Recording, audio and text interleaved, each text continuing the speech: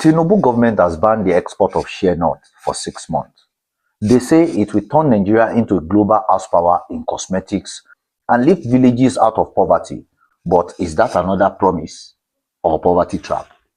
Nigeria seems to be the largest shea butter producer in West Africa and probably the largest exporter.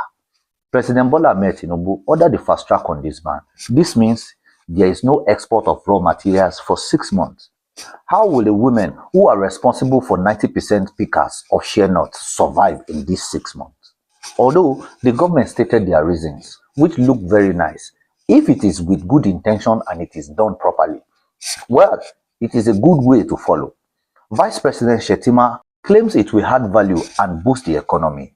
And he added that countries like Ghana and other African countries have banned the shea butter exports, and this has made Nigerian market porous. He tried to reveal the agenda of the whole value chain, which include 65,000 metric tons of shea butter.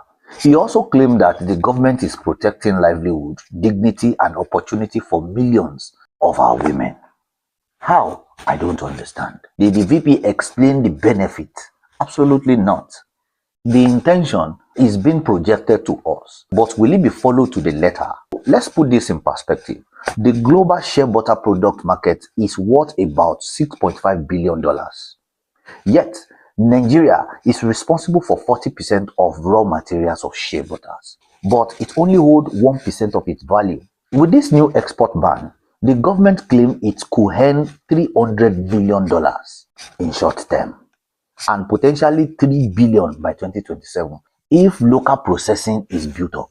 Meanwhile, the lucrative shea butter segment alone is projected to grow from today's $2.4 to $3 billion as to much as $6.8 billion by 2035.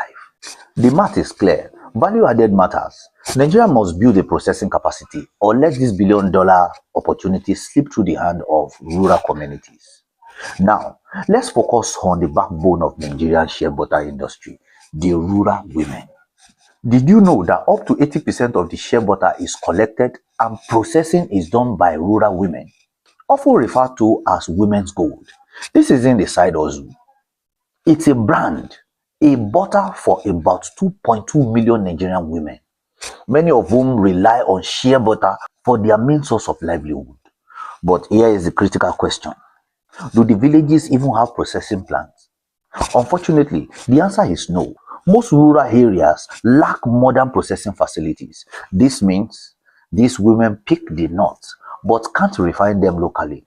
Instead, the raw nuts are transported, often 100 kilometers, to urban centers or exported where foreign or city-based factories capture the profits. Without investment in basic infrastructures, electricity, road, local factories, these women are often stuck.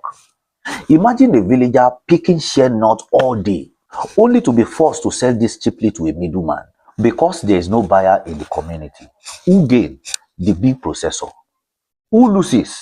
The rural household. And not just an head doctor. In Bogu local government area, a study shows that 93% of shea butter processors are women.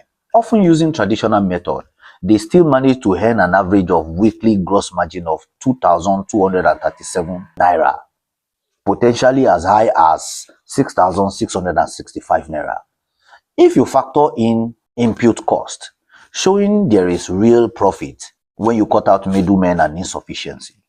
So this policy, a ban on the raw exports, might sound progressive, but on the ground, without infrastructure and training, it could leave rural women worse off, trapped in deep poverty, and their children prostitutes. Now, let's ask the big question. Who really wins from this shea nut export ban and who loses? The winners are clear. Big investors, local processors, and companies that already own few factions or factional shea butter factories in Nigeria. With a raw export block, rural farmers have no choice but to sell their nuts to these processors, often at whatever price they dictate. It's a kind of monopoly disguised as economic reform. That is my own understanding. Maybe that is not their intention. Now let's expose the true stakeholders behind this shea nut export ban. Winners. Remember, I called them winner. You will see now. Number one, Salid Agricultural Nigeria Limited just opened an African largest shea butter processing plant, capable of 30,000 metric tons per year, scaled up to potentially 4 million metric tons per day in Niger State, backed by 2 billion naira MOU with Niger Food and Support from Nexim Bank and DFID. This is a classic industrial scale opportunity carved out by policy. Another one is Ilera Agro, claiming to operate Nigeria's largest shea butter processing plant with high capacity across multiple customers as their base. What about Alpha Shea Integrated Producing Limited? They export bulk shea butters, targeting European clients, already positioned to swallow up raw nut domestic pickers. They can no longer export. So, other emerging processor includes Jean Edward Oil Limited. Another one is Ates Equi Limited, Auckland Best Limited, and Salid Agriculture Ltd. All feature in the government shea butter support project, CBI Share Nigeria, to dominate processing and export. And who is the loser? Millions of rural Nigerians, millions of rural women, and small owners of farms. They don't have the capital to set up the factories. They don't even have access to loan. They don't even have stable power or good road, even to dream of competing. All they have is their labor, and now, instead of selling freely to the global market, they are forced to sell cheap at home. But here is the twist. This is not the first time Nigeria has tried this strategy. Look at history. Palm oil ban. That was in 1960s to 1970s. Nigeria once dominated the world in palm oil, producing 43% of global supply. But when the government policy restricted exports and nationalized plantations, production collapsed. Today, Nigeria is a net importer of palm oil. Meanwhile, Malaysia and Indonesia built billion-dollar industries. Have you forgotten about cocoa? If you forget, I will remind you. In 1970s to 1980s, with price control and export restriction, farmers abandoned cocoa farms. Nigerians slipped from being the world's second most largest cocoa exporter to barely scratching the top 5. Today, Cote d'Ivoire and Ghana controls the global market, while Nigerian farmers are still struggling. This example shows a painful pattern. Export bans without infrastructural investment often destroy rural livelihood instead of protecting them. So let's break down the parties in this share nut ban. Big business and political investors, they are the winners. They will buy cheap, process and sell high. The middlemen, they are winners too. They will exploit the rural pickers even more, controlling the supply chain. The government, they are the temporal winners. For now, they can boast about boosting local values without even proving the real impact. So what happened in the long run? And now the villagers and the rural women, they are the major losers. They will face low price, lack of buyers, and more poverty, and their children becomes prostitutes and go more into crime. The sad truth is this: without investment, training, and access to processing, the poor are once again sacrificed so that the rich can grow richer.